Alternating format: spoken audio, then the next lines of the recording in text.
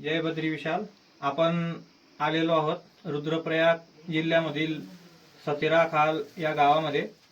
आपल्या भगवान बद्रीनाथ यांची जी आरती आपण रोज म्हणतो, पवनमंद सुगंध शीतल, ही जी आरती आहे त्या आरतीची रचना ज्यांनी केली ते आपले वैकुंठवासी ठाकूर सिंग बरतवाल, धनसिंग बरतवाल यांनी पवनमंद या आरतीची रचना तुम्ही पाहू शकता या ठिकाणावर केलेली आहे.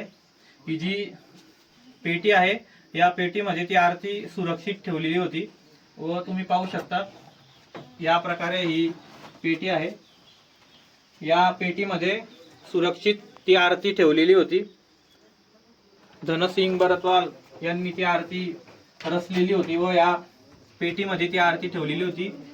माझ्यासोबत त्यांचे परपुत्र श्री महेंद्र सिंग बरतवाल आहे.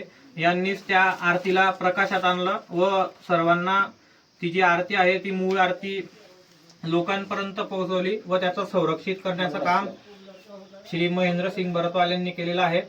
त्या आरतीबद्दल विविध असे संभ्रम लोकांमध्ये होते की त्या आरतीची रचना यांनी केली, याची रचना त्यांनी केली, पण ती प्रकाशात आणण्याचं जे काम आहे ते महेंद्र सिंग बरतवाल यांनी केलेलं आहे.